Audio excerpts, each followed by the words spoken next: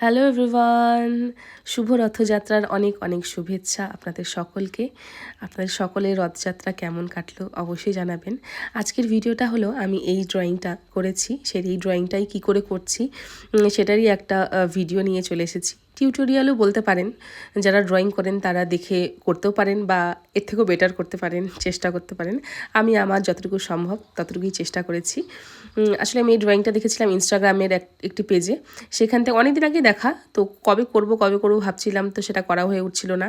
আসলে আমার খুব বাজে একটা স্বভাব কি, আমি যদি একবার ড্রয়িং নিয়ে বসি, ড্রয়িংটা যতক্ষণ না কমপ্লিট হচ্ছে আমি সেখান থেকে উঠতেই পারি না, আমার মনটা খুব ছটপট করতে থাকে।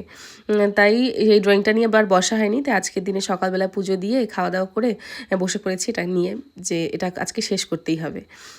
তো আজকের দিনটা আমার খুব ছোটোবেলার কথা মনে পড়ছিল, কারণ ছোটোবেলায় মা বাবার হাত ধরে যেতাম সেই রথের মেলাতে।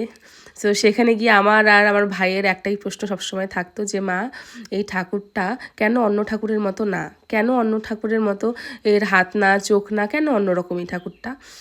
তো মা বাবা তখন বলতো যে এই ভগবান, এনাকে বলে প্রভু জগন্নাথ। জগন্নাথ হলো গোটা সকল জগতের নাথ, মানে আমাদের জগতের নাথ, তাই বলে এনার নাম জগন্নাথ। ইনি প্রতি বছর এই আমাদের মনুষ্যলোকে আসেন ভক্তদের সাথে দেখা সাক্ষাৎ করতে, বা আমাদের মর্তলোকে ভক্তদের সাথে আনন্দ করতে প্রত্যেক বছর এই সময় চলে আসে। এই ভগবানের এতটাই মহিমা যে তার চোখের পলক নেই। কেন পলক নেই যদি প্রশ্ন করতাম, তার উত্তরে মা বলতো যে এই ভগবানের যে চোখে পলক থাকতো, যদি এক পলকে তোকে মিস করে যায়, তোকে যদি দেখতে না পায়। আমি বললাম মানে ভগবানের পলক এই জন্য নেই, ভগবান সবসময় সর্বদাই চোখটা খুলে রাখে সকল ভক্তদের দেখার জন্যে। তিনি যাতে এক পলকের মধ্যেও, এক পলকে 1 সেকেন্ডের মধ্যেও কোনো ভক্তকে মিস করতে তিনি চান না। আর তার হাতগুলো সবসময় আলিঙ্গনের আকারে সামনের দিকে বাড়িয়ে রাখেন সকল ভক্তদের কাছে আলিঙ্গন করার উদ্দেশ্যে। আর যখন এই ভগবান জগন্নাথের মন্দিরে তুই যাবি, আমাকে বলতো আমি যদি যাই কোনো সময়, তাহলে নাকি সেখানে প্রসাদের কোনো অভাব নেই, কারণ ভগবান জগন্নাথ নাকি এটাই চান যে তার ভক্তরা পেট ভরে যাতে প্রসাদ গ্রহণ করে, তার প্রসাদ গ্রহণ করলে নাকি তার আশীর্বাদ পাওয়া যায়।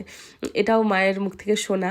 আর আরও একটা কথা শুনেছিলাম, মা গেছিলো, আমার যাওয়া হয়ে ওঠেনি, যদি ভগবানের কৃপা করে তাহলে অবশ্যই যাব আমি, যে পুরী জগন্নাথ মন্দিরে নাকি স্পেসিফিক কোনো ওই পুরোহিত নেই ঠাকুরের পুজো দেওয়ার জন্য। ওই মন্দিরে যারা কাজ করছে সবাই নাকি সেই ঠাকুরের পুজো দিতে পারে। তো এই বলতে বলতে দেখো, কথা বলতে বলতে আমার ড্রয়িংটা কমপ্লিট হয়ে গেছে। তো কেমন হয়েছে ড্রয়িংটা অবশ্যই জানাবে। আর তোমাদের